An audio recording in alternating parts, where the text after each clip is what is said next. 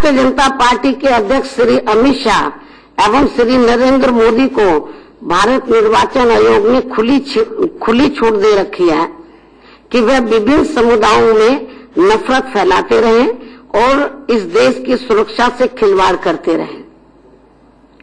पर अफसोस कि भारत निर्वाचन आयोग ने श्री नरेंद्र मोदी एवं श्री अमित शाह और बीजेपी के अन्य नेताओं द्वारा दिए गए भाषण को सुनकर उनके खिलाफ कार्रवाई करने की जगह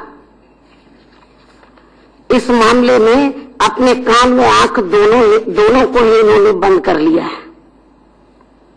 भारतवर्ष एक लोकतांत्रिक देश है जहां पर चुनाव में दिए गए भाषणों व सुनी हुई बातों से यह आम जनता तय करती है और मन बनाती है कि किसको वोट देकर चुनना है और किसको बाहर का रास्ता दिखाना है।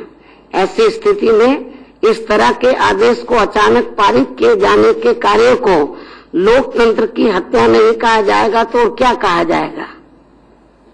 परंतु मुझे अपने समर्थकों एवं अनुयायियों पर पूर्ण रूप से विश्वास एवं भरोसा भी है कि वह भारत निर्वाचन आयोग के इस आदेश के पीछे छुपे हुए उद्देश्य को जरूर समझेंगे और अब आने वाले हर चुनाव की तारीखों में पहले से ही ज्यादा जागरूकता के साथ एक तरफा बगैर डरे हुए या बगैर परेशान हुए अपना वोट निडर होकर बहुजन समाज पार्टी तथा गठबंधन के सभी प्रत्याशियों को देकर भारतीय जनता पार्टी तथा अन्य विरोधी पार्टियों के प्रत्याशियों की जमानत जब्त कराने का कार्य करेंगे।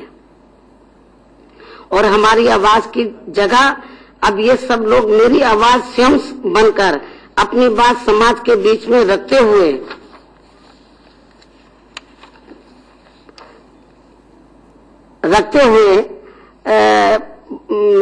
बहुजन समाज पार्टी और गठबंधन के प्रत्याशी को जिताने की अपील करेंगे तथा यही सही मायने में भारत निर्वाचन आयोग के इस असंवैधानिक और गैर कानूनी आदेश का जवाब होगा।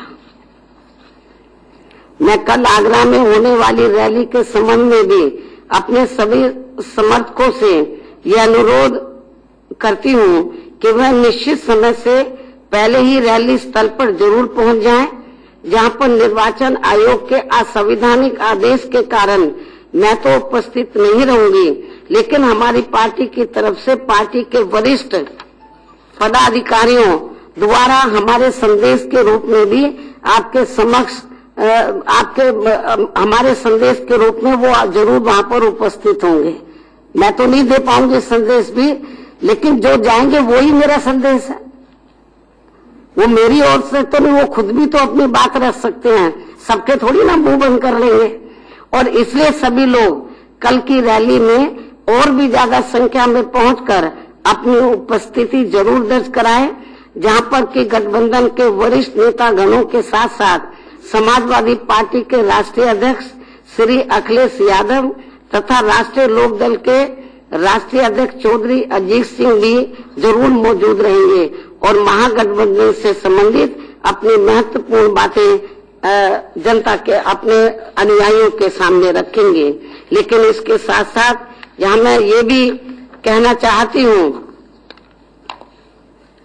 कि पूरा देश ये जानता है कि केंद्र में बीजेपी व श्री नरेंद्र मोदी की सरकार अपने पूरे 5 वर्षों के कार्यकाल में हर मोर्चे पर बुरी तरह से विफल रही है, जिसकी वजह से अब वर्तमान में देश में लोकसभा के लिए हो रहे आम चुनाव में इनको जनता को जवाब देना अब बहुत मुश्किल हो रहा है, जिनसे जनता का ध्यान बांटने के लिए अब इस चुनाव में बीजेपी के सभी छोटे बड़े नेता, इनके राष्ट्रीय अध्यक्ष व खुद प्रधानमंत्री श्री नरेंद्र मोदी भी खासकर पुलवामा में हुए आतंकी हमले में जो हमारे जवान शहीद हुए हैं, एक तरफ इनको बनाने में लगे हैं तो वहीं दूसरी तरफ लोगों की धार्मिक भावनाओं को भड़काने का भी पूरा प्रयास कर रहे हैं।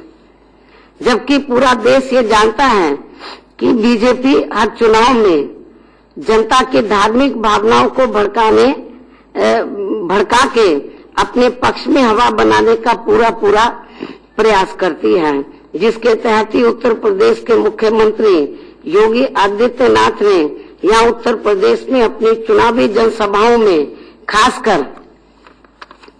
खासकर अली व बजरंग बली की बात करके लोगों को धर्म के आधार पर बांटने का पूरा प्रयास किया है। बड़ी खबर आपको बता दें, आजम खान को लेकर चुनाव आयोग ने बड़ा एक्शन लिया है। आजम खान अगले 72 घंटे तक चुनाव प्रचार नहीं कर पाएंगे। इस वक्त की बड़ी खबर आपको बता दें, चुनाव आयोग ने कार्रवाई की है आजम खान के ऊपर। अगले 72 घंटे तक चुनाव प्रचार नहीं कर पाएंगे आजम खान। वैसे आपको यह भी बता दें कि दूसरे चरण के चुनाव प्रचार के लिए कल चुनाव प्रचार का आखिरी दिन है, यानी कल शाम 5 बजे तक ही चुनाव प्रचार होगा। लेकिन फिलहाल यह बड़ी कार्रवाई, अगले 72 घंटों के लिए आजम खान चुनाव प्रचार नहीं कर पाएंगे। और लगातार आजम खान ने जो बयान दिया था, उस बयान के खिलाफ आवाज उठी है। अलग अलग दलों ने उनसे माफी मांगने की मांग तक की है, लेकिन समाजवादी पार्टी ने उनका बचाव किया था। खुद आजम खान की ओर से कहा गया था कि इस बयान में उन्होंने किसी का नाम नहीं लिया है। लेकिन अब चुनाव आयोग ने उन पर कार्रवाई की है। अगले 72 घंटे तक चुनाव प्रचार करने के लिए बैन लगा दिया है। रामपुर में आजम खान ने एक चुनावी सभा के दौरान अमर्यादित बयान दिया था। इस मंच पर यह तस्वीर उसी वक्त की है जब आजम खान ने बयान दिया था। चुनावी सभा में अखिलेश यादव की मौजूदगी थी इस मंच पर, और यहीं से आजम खान ने अमर्यादित टिप्पणी की थी। अब चुनाव आयोग ने बड़ी कार्रवाई की है। 10 बरस जिसने रामपुर वालों का खून पिया, लहू पिया, जिसकी उंगली पकड़कर हम रामपुर में लेकर आए, रामपुर की गलियां, रामपुर की सड़कों की पहचान कराई, किसी का कांधा नहीं लगने दिया उसके शरीर से। आप गवाही दोगे, कांधा नहीं लगने दिया, छूने नहीं दिया, गंदी बात नहीं करने दी। आपने 10 साल अपना प्रतिनिधित्व कराया, मगर आपने में क्या फर्क है?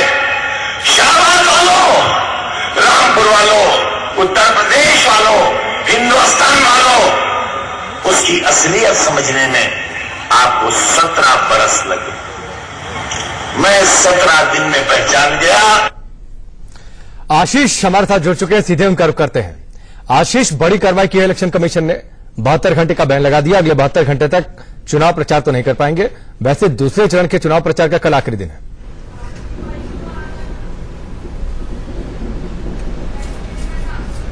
हाँ, देखिए बड़ी कार्रवाई की है और सबसे बड़ी बात है कि हमारी जो खबर थी, इंडिया न्यूज की खबर थी, उस पर मुहर भी लगी है।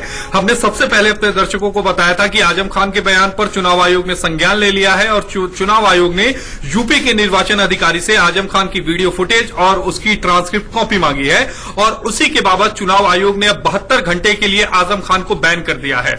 यानी आजम खान अब 72 घंटे के लिए कोई भी चुनाव प्रचार नहीं कर पाएंगे।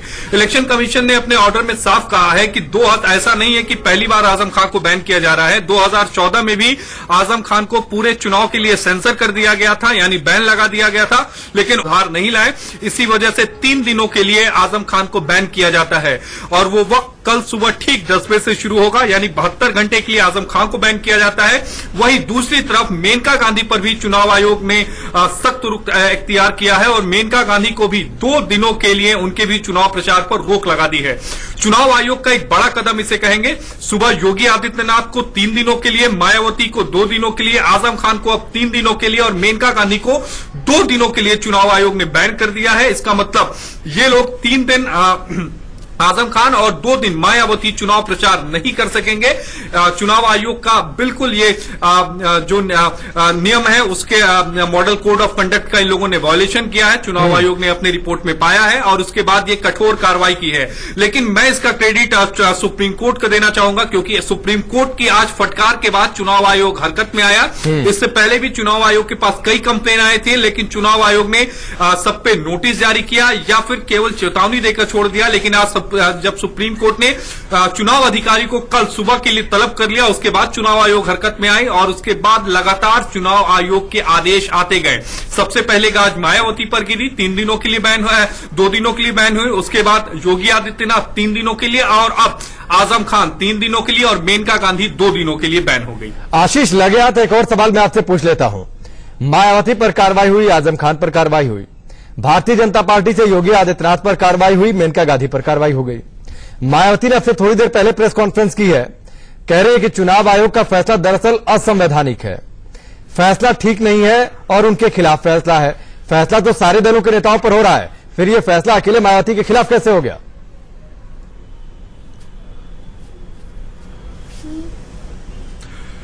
देखिए, मायावती जरूर अभी बयानबाजी कर सकती हैं, क्योंकि चुनाव आयोग ने कल सुबह 6 बजे तक की मोहलत दी है। मायावती पे जो 72 घंटे की जो सीमा होगी वो कल ठीक सुबह 6 बजे लागू हो जाएगी। 6 बजे के बाद मायावती कोई ना रैली कर पाएंगी, ना ही कोई बयान दे पाएंगी मीडिया में। दरअसल कल मायावती की यूपी में रैली थी, जिस पर चुनाव आयोग की सख्ती के बाद अब वो रैली कैंसिल हो गई है। लिहाजा मायावती के भीतर का ये गुस्सा है जो रात में 9 बजे उनको प्रेस कॉन्फ्रेंस करने पर मजबूर करता है, और ये चुनाव आयोग की सख्ती है कि मायावती को रात में 9 बजे प्रेस नहीं, और बाकी बचे और आशीष, बाकी जो समय बचा है, जो आपने जिक्र किया कि समय सीमा की शुरुआत कल सुबह 6 बजे से शुरू होगी, कल रैली है। इस प्रेस कॉन्फ्रेंस में उन्होंने कल की रैली का भी जिक्र किया है, तो जो आखिरी समय बचा हुआ है उसका भी उपयोग कर रही हैं कि कुछ बयान दे दें ताकि मीडिया में कम से कम चर्चा में बने रहें।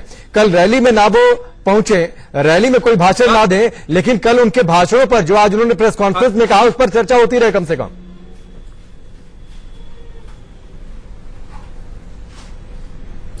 देखिए, चर्चा तो होगी, चूंकि मायावती बसपा सुप्रीमो है, महागठबंधन का एक बड़ा चेहरा है, मायावती पर चर्चा होगी। लेकिन सवाल यही उठता है कि मायावती जो रैली है वो नहीं कर पाएंगी। एक उसकी कम से कम उनको यहां पर लग रहा है कि चुनाव आयोग ने, चूंकि दूसरा जो चरण है राकेश, वो बहुत ज्यादा महत्वपूर्ण है, क्योंकि 191 सीटों पर मतदान होने हैं। ये कम आंकड़ा नहीं है, लोकसभा चुनाव के लिए सबसे बड़ा आंकड़ा दूसरे फेज का है। और मायावती जानती है इस बात को कि यूपी में उनको पूरा दमखम लगाना था, और इसी बाबत उनकी कल रैली थी, जिसको अब चुनाव आयोग के आदेश के बाद वो निरस्त हो गई है।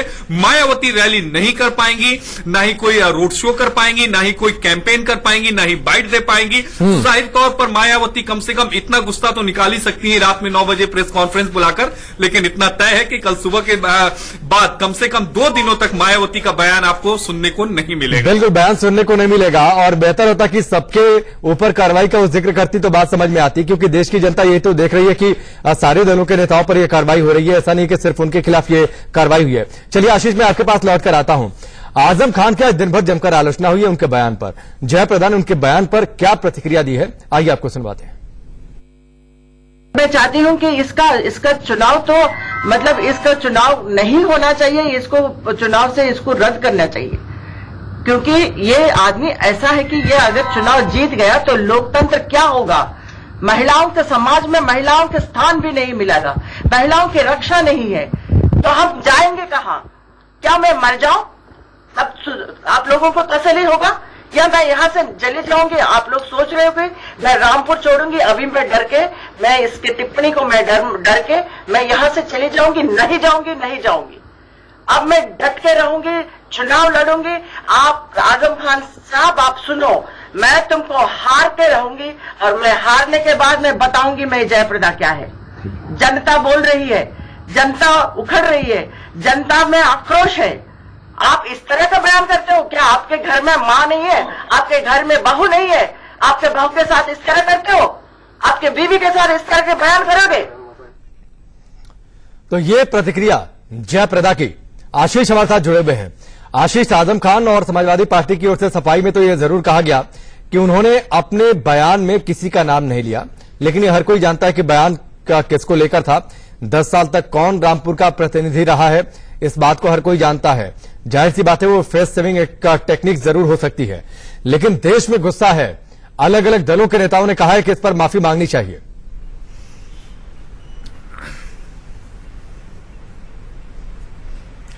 राकेश, देखिए, राजनीति में हर चीज खुल के नहीं कही जाती, कुछ बातें इशारों में की जाती है, और आजम खान अपने इन्हीं बयानों की वजह से जाने जाते हैं। और इलेक्शन कमीशन के जो ऑर्डर की एक्सक्लूसिव कॉपी हमारे पास है, उसमें चुनाव आयोग ने साफ कहा है कि 2014 में आजम खान को इन्हीं सब बयानों की वजह से पूरे चुनाव के लिए सेंसर किया गया था, यानी बंद किया गया था। लेकिन उसके बावजूद आजम खान जो है वो अपने बयान, इस तरह के विवादास्पद बयान देने से नहीं मान रहे हैं। और बड़ी सोच के हैरानी कहानी होती है कि अमूमन इलेक्शन कमीशन जो होता है वो नोटिस जारी कर पक्ष रखने के लिए कहता है, लेकिन चुनाव आयोग ने आजम खान के मामले में यह भी जरूरी नहीं समझा, 124 के पावर को इन्वोक किया और सीधे आजम खान को चुनाव आचार संहिता का दोषी मानते हुए 3 दिनों के लिए बैन कर दिया। बिल्कुल, चलिए आशीष, मैं आपके पास लौट कर आता हूं और इतने जिस तरीके का बयान आजम खान ने दिया है, ऐसे बयान के खिलाफ व्यक्तिगत तौर पर तो मैं मानता हूं कि और कड़ी कार्रवाई होनी चाहिए। आपने जिक्र किया था, उस खबर को एक बार फिर से हम दर्शकों को बता दें। चुनाव आयोग ने मेनका गांधी के खिलाफ भी कड़ी कार्रवाई की है। उनके 48 घंटे के चुनाव प्रचार पर रोक लगा दी गई है, यानी अब दूसरे चरण के लिए मेनका गांधी प्रचार नहीं कर पाएंगी। कल आखिरी दिन होगा दूसरे चरण के लिए, उस दिन प्रचार नहीं कर पाएंगी और बाकी जो जगहों पर अगले चरण में यानी तीसरे चरण में चुनाव प्रचार करना है, अगर पार्टी उन्हें वहां भेजती है तो वहां भी चुनाव प्रचार नहीं कर पाएंगी। यानी अगले 48 घंटों तक पूरी तरीके से चुनावी गतिविधि से दूर रहेंगी मेनका गांधी। इलेक्शन कमीशन की कार्रवाई और लगातार नेताओं की फेहरिस्त, जिसका आशीष जिक्र कर रहे थे। सुप्रीम कोर्ट में इस मामले को लेकर सुनवाई भी थी और वहां पर जब सुप्रीम कोर्ट ने सख्त रुख दिखाया तो उसके बाद ताबड़तोड़ चुनाव आयोग ने कार्रवाई की है और अलग अलग नेताओं पर बैन लगाया है चुनाव प्रचार करने से। और आशीष हमारे साथ जुड़े हुए हैं। आशीष, मेनका गांधी का भी जिक्र आप कर रहे थे, क्या कुछ इलेक्शन कमीशन की ओर से कहा गया है मेनका गांधी को लेकर जो आदेश जारी हुआ है?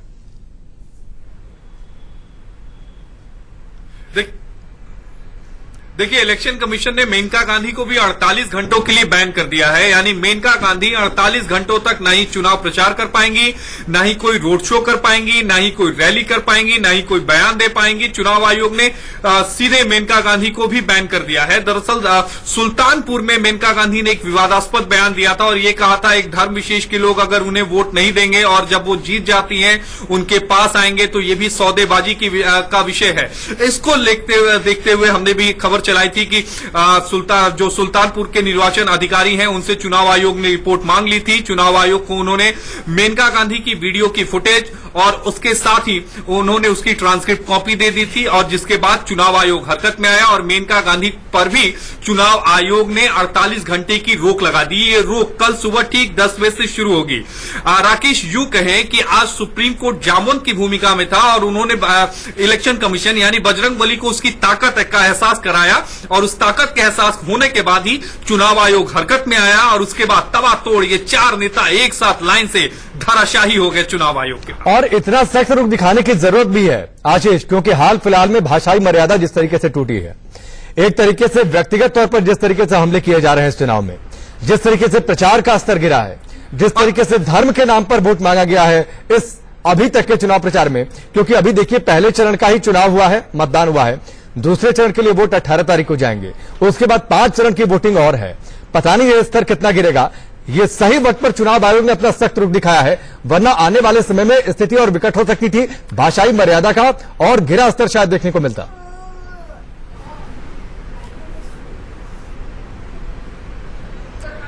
देखिए, चुनाव आयोग या फिर मैं ये कहूं कि सुप्रीम कोर्ट ने चुनाव आयोग को उनकी शक्तियों का एहसास कराया कि आप ये कर सकते हैं, क्योंकि कल सुबह ठीक जब 10:30 बजे चुनाव अधिकारी सुप्रीम कोर्ट में पेश होंगे तब उन्हें सुप्रीम कोर्ट को यह बताना पड़ेगा कि आखिर जो कंप्लेन फाइल हुई हेट स्पीच को लेकर और दूसरी जो चुनाव आचार संहिता को तोड़ने को लेकर जो कंप्लेन फाइल हुई जिसमें नेताओं की एक लंबी चौड़ी फेहरिस्त है, उसको लेकर आपने क्या किया। तब चुनाव आयोग के पास अब बोलने के लिए कुछ होगा कि हमने इनको यानी हमने मायावती, योगी आदित्यनाथ, मेनका गांधी, आजम खान, इन सब पर बैन लगा दिया है। लेकिन सवाल यही उठता है राकेश कि क्या सुप्रीम कोर्ट इससे संतुष्ट होगा, क्योंकि चुनाव आयोग इससे भी ज्यादा कार्रवाई कर सकता था, लेकिन फिलहाल चुनाव आयोग ने वो नहीं किया। लेकिन जो भी किया वो सराहनीय है, क्योंकि लोकतंत्र में चुनाव आयोग की जो शाख थी वो लगातार गिरती जा रही थी, चाहे वो सत्ता पक्ष हो चाहे विपक्ष हो। चुनाव आयोग पर लगातार हमले हो रहे थे, चुनाव आयोग की निष्पक्षता पे हमले हो रहे थे, लेकिन चुनाव आयोग का ये सराहनीय कदम है। चाहे सत्ता पक्ष के नेता हो चाहे विपक्ष के नेता हो, सबको एक चश्मे से देखा और सबको बराबर बैन किया। चलिए आशीष, आप हमारे साथ बने रहिए, आपके पास हम फिर से लौट कर आएंगे। और दरअसल जिस भाषाई मर्यादा की बातचीत हो रही है, ऐसा नहीं है कि किसी एक दल के नेता ने यह मर्यादा तोड़ी है। बदजुबानी दरअसल हर ओर से जारी है। हिमाचल प्रदेश बीजेपी के अध्यक्ष सतपाल सिंह सत्ती ने तो राहुल गांधी को गाली तक दे डाली है। अब देखना यह होगा कि चुनाव आयोग और बीजेपी उन पर क्या कार्रवाई करती है। आपको सतपाल सत्ती का बयान सुनवाते हैं। को पता नहीं लगता, जो लेकर के दे देते हैं वो इतनी उम्र हो गई तुम्हारी, परिवार के अंदर 3 प्राइम मिनिस्टर रहे, आपको यही पता नहीं लगता बोल रहे क्या है? मंच के ऊपर से नरेंद्र मोदी जी को चोर बोल रहे हैं, चौकीदार चोर है। भैया तेरी मां की जमानत हुई है, तेरी अपनी जमानत हुई है, तेरे जीजे की जमानत हुई है, पूरे टब्बर की जमानती है। नरेंद्र मोदी की ना जमानत हुई, ना केस बनाना किसने सजा दी। तू कौन होता है जज की तरह चोर बोलने वाला? यही एक पंजाबी आदमी ने देखा, मैं जहां से मंच से नहीं बोल सकता, उसने लिखा है कि अगर इस देश का चौकीदार चोर है, अगर तू बोलता। करीब 59 सेकंड का यह वीडियो है। 59 सेकंड तक यह बयान दिया है एक मंच से सतपाल सिंह सत्ती ने, और आखिर में राहुल गांधी के लिए ऐसे शब्दों का इस्तेमाल किया जिसे आमतौर पर एक सज्जन पुरुष, एक भद्र पुरुष कभी भी अपनी भाषा के अंतर्गत उन शब्दों का इस्तेमाल नहीं करेगा। आशीष हमारे साथ जुड़े हुए हैं। आशीष, हम लगातार यही जिक्र कर रहे हैं कि ऐसा नहीं कि किसी एक दल के नेता ने भाषाई मर्यादा तोड़ी है। आप बताइए, सतपाल सिंह सत्ती को एक प्रदेश के अध्यक्ष हैं भाजपा के, जो पार्टी ये कहती है कि वो विश्व की सबसे बड़ी पार्टी है, जो पार्टी ये कहती है कि वो पार्टी विद डिफरेंस है, लेकिन उसके एक प्रदेश के अध्यक्ष किस हद तक गिरी भाषा का इस्तेमाल करते हैं। एक सबसे पुरानी पार्टी के राष्ट्रीय अध्यक्ष के खिलाफ गाली जैसे शब्दों का इस्तेमाल वो करते हैं, गाली उन्हें देते हैं एक मंच से।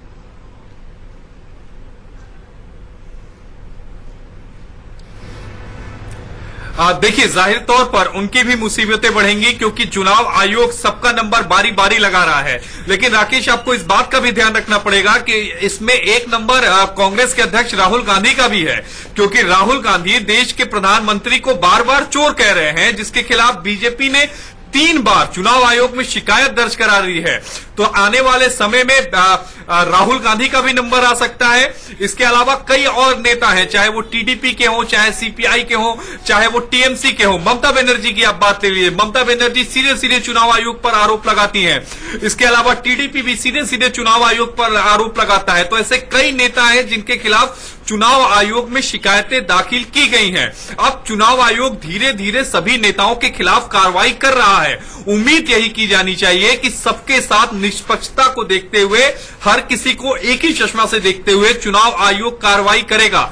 लेकिन एक दिलचस्प बात भी है इसमें राकेश, कि कई कंप्लेन प्रधानमंत्री नरेंद्र मोदी के खिलाफ भी चुनाव आयोग में लंबित है, जिसमें बार बार प्रधानमंत्री ने आरोप यह लगा है कि प्रधानमंत्री ने बार बार सेना का जिक्र किया है, बालाकोट का जिक्र किया है, पुलवामा का जिक्र किया है, उस पर भी चुनाव आयोग मंथन कर रहा है। आशीष, आपकी बात ठीक है। आशीष, आपकी बात ठीक है, आपकी बात ठीक है। किन मुद्दों को चुनाव प्रचार में जनता के बीच लेकर जाएं, ये एक अलग मसला हो सकता है मेरे हिसाब से। क्या वो मुद्दे चुनावी आचार संहिता के हिसाब से लोगों के बीच रखे जा सकते हैं, नहीं रखे जा सकते हैं, ये एक अलग मसला है। लेकिन व्यक्तिगत तौर पर जब हमला करते हैं, जब हम गाली अपने चुनाव प्रचार में लेकर आते हैं और एक दूसरे के खिलाफ एब्यूजिव लैंग्वेजेस का इस्तेमाल करते हैं, तो ये एक अलग मसला है। और मुझे लगता है कि इन दोनों को 2 अलग नजरिए से देखा जाना चाहिए। देखिए, नहीं राकेश, जो चुनाव आचार संहिता है, अगर उसके लिए अलग अलग नियम है। पहला है कि अगर आप भाषा की मर्यादा क्रॉस करते हो तो उसके लिए भी चुनाव आचार, उसका भी उल्लंघन करने पर सजा होती है। दूसरी ये भी है कि जो चुनाव आयोग के सर्कुलर होते हैं, जिसको राजनीतिक दल फॉलो नहीं करते हैं, चुनाव आयोग का सर्कुलर ये साफ कहता है कि आप सेना के जवान या फिर सेना के जवानों की तस्वीर नहीं दिखा सकते हो, ये भी वॉयलेशन है। बहरहाल ये दूसरी चीज है। लेकिन सबसे अहम है भाषा की मर्यादा, जिसको आजम खान ने अपने भाषण में तार कर दिया।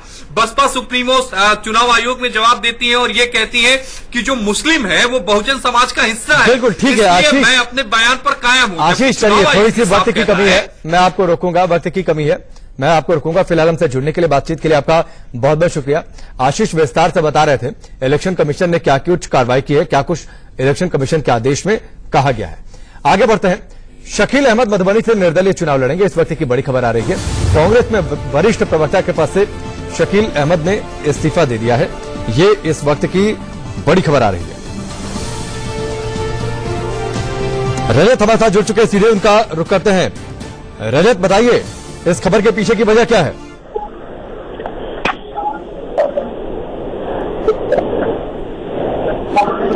रजत, आवाज आ रही है आपको?